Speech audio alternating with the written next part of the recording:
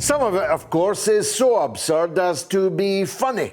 Katya and Luba have done nothing wrong. They're ballroom dancers on a BBC ballroom dancing competition called Strictly Come Dancing. But according to that organ of wisdom, the Sun newspaper in England, they are to be kicked off the show. There they are there. You can see why my wife won't let me adopt them. So it's just me, Sergey and Alexander, the meerkats, and their little boy, Oleg, that are in our house now. Although, if you're prepared to take a Ukrainian into your house, that's after not being able to spend Christmas with your own parents and being told to mask up everywhere you go, you're now going to get £350 a month, thank you, from the state if you take a Ukrainian into your house, into your spare bedroom. £350 a month will not even pay the increase in electricity and gas, never mind any food that they happen to consume. You're not being paid for taking a veteran off the streets here in Britain or a homeless person off the streets in Britain. You're not being paid to take an Afghan or a Syrian refugee.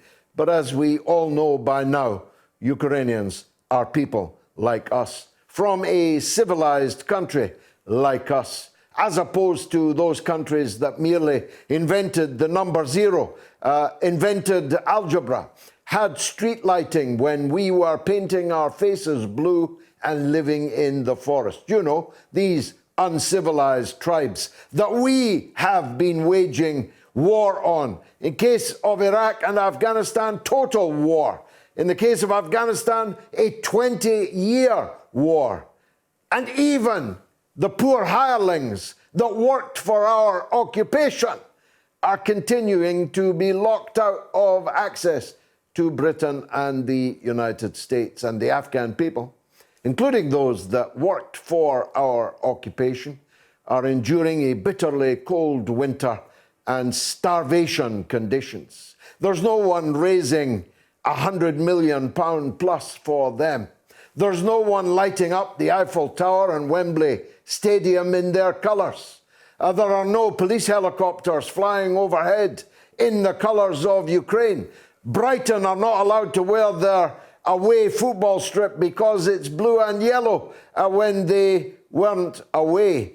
The way in which this whole Ukraine crisis has been militarized has been a master class in war propaganda, in war psychosis. The banning of Dostoevsky, the banning of Tchaikovsky, the Philharmonic Orchestra in Cardiff cancelling their series of Tchaikovsky concerts, even though both Dostoevsky and Tchaikovsky died in the 19th century.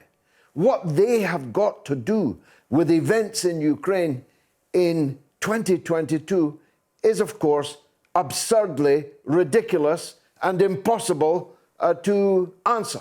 But that's the kind of world we're living in now. Russian community centers in New York are being attacked. Russians are being told, like Katya and Luba, that they must denounce their own country or lose their jobs. This has happened all over Europe and North America. It has reached the most absurd stage, but the calculation is beginning to come in. I said yesterday, and I stand by it, it's purely anecdotal, not scientific at all, but based on a mass canvass in the city of Birmingham, done for the local elections by the Workers' Party of Britain. Not only are the working class people in the estates in Birmingham either unmoved by the government's propaganda offensive or are positively repelled by it, not least because they saw their gas bills and their petrol bills multiplying in front of their eyes even before the war in Ukraine began. And they're well aware that bills that have tripled are about to triple again.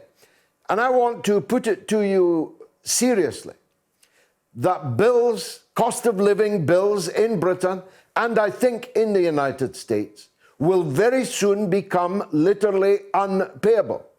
Your bills will be far greater than your wages, your salary, or your benefits. You will not be able to drive your car. We're headed for £10 per gallon. Cutely, they no longer measure the price in gallons, but some of us are old enough to be able to do the maths. £10 a gallon means you can't drive anywhere. Someone like me that drives for work will simply not be able to do so. And of course, public transport remains in a state of shambles. The price of domestic heating, cooking, when the summer comes, the price of air conditioning, the price of aviation, the price of trains, everything is going to rocket up so quickly and high that it will become literally unpayable. And the jury's out on who the British and American people will blame for that. Joe Biden's clear enough. This inflation is Putin's inflation. Well, even if that were true, and it is not true, the American people may judge, well, there's nothing we can do about Putin, but we can do something about you, Joe, in November in the midterm elections. They may decide in the local elections in Britain.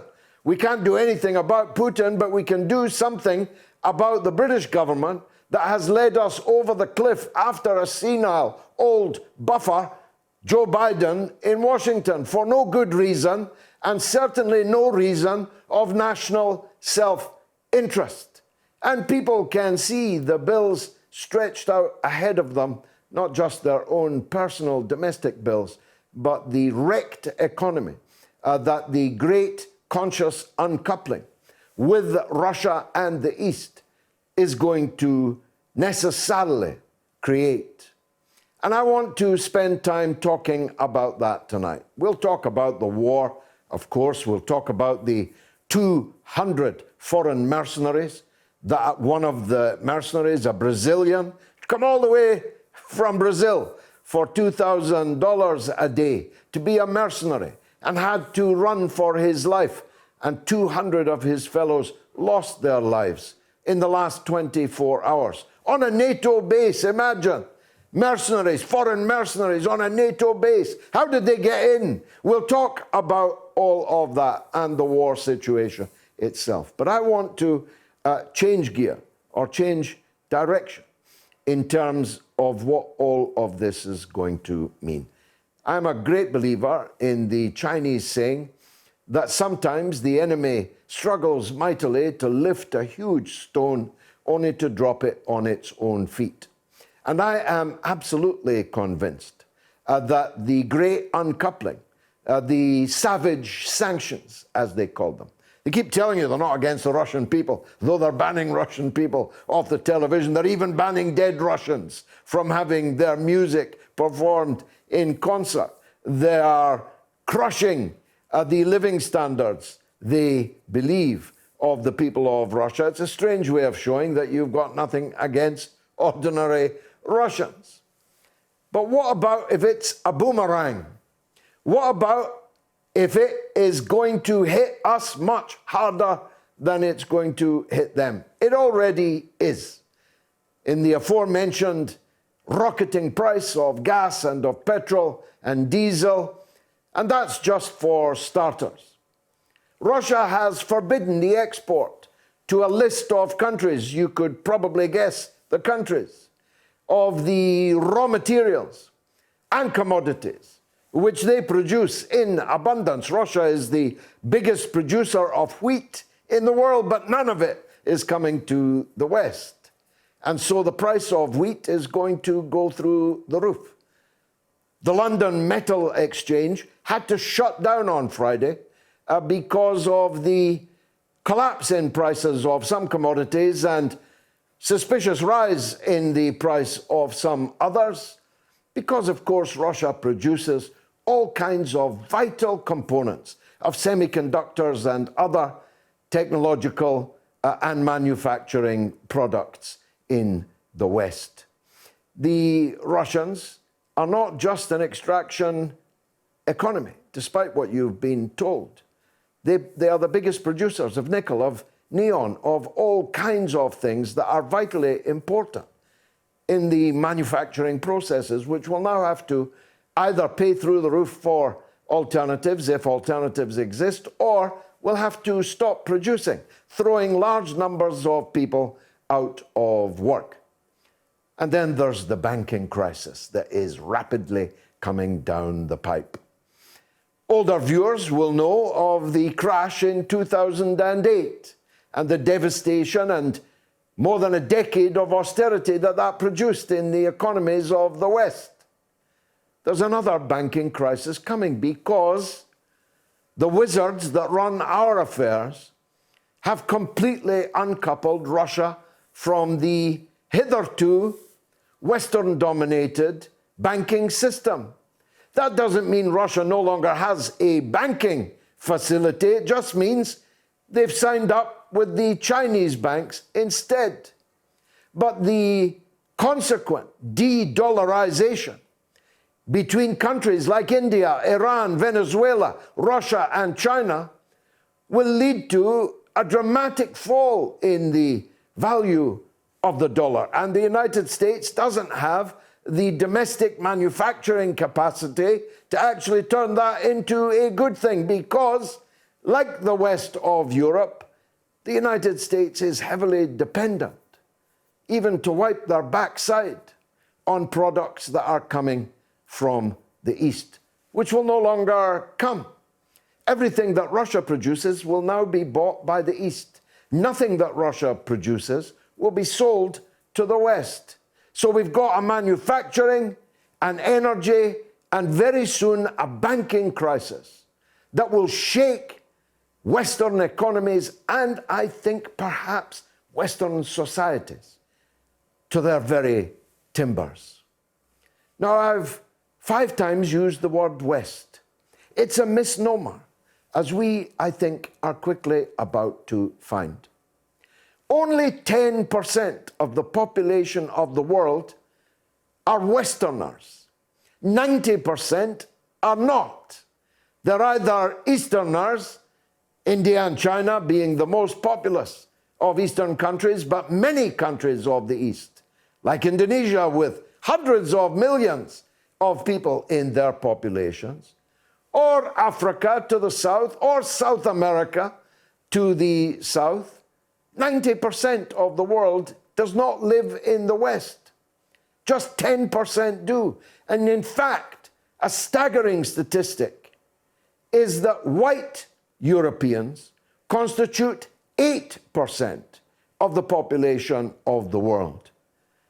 And only 3% of the children of the world, 3% of the children of the world are Westerners, live in Europe or North America. This great shift, this tectonic shift in power and wealth and influence in the world is going to change everything utterly. The Shanghai Cooperation Organization, have you ever heard of it? That's a surprise because it groups together the populations of 50% of the world. It groups together 50% of the wealth of the world.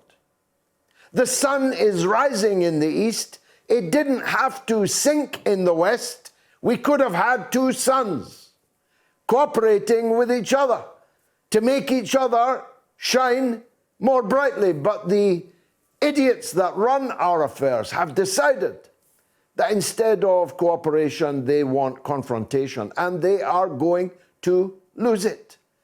And they're already losing it right in front of our eyes. Iran last night landed 7 missiles on the American consulate in Baghdad, where incidentally every person, Sunni and Shia, is on the side of Russia in this confrontation with NATO. I wonder how, I wonder why that happened. Did America respond to 7 Iranian missiles landing on their consulate? Of course they did not. The Iranian Revolutionary Guard that fired the missiles, said they were firing them at Israeli bases inside the American consulate. Was that true or not? I don't know. Has anyone responded and explained? The balance of power in the world is shifting in front of our eyes.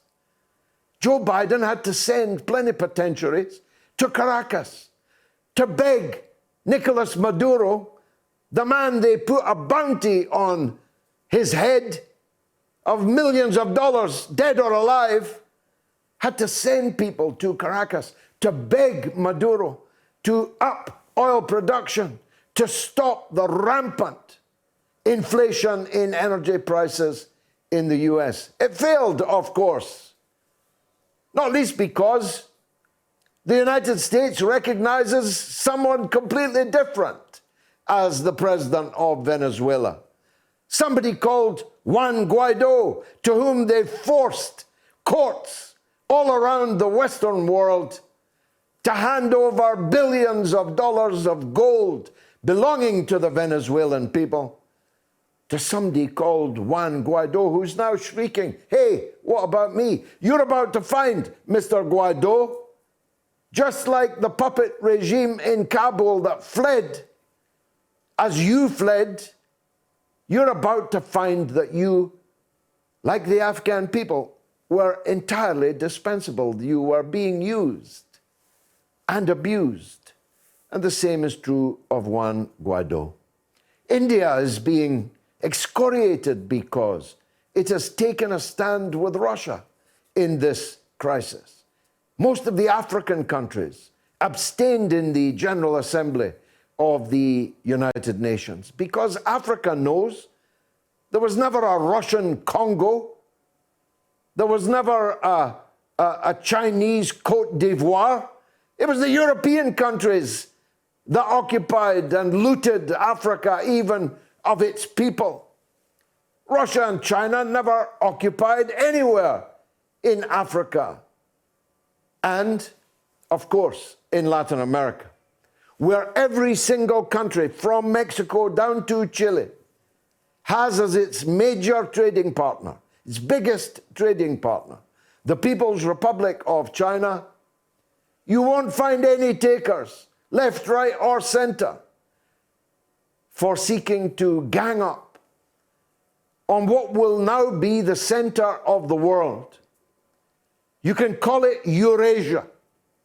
Russia will no longer be at the periphery of Europe and the periphery of Asia. It will be at the heart of Eurasia. Eurasia is where it's at, ladies and gentlemen. Your children will grow up in a world where not the West, but Eurasia is where it all happens. All my children go to Chinese school. It's not too late for you to join in.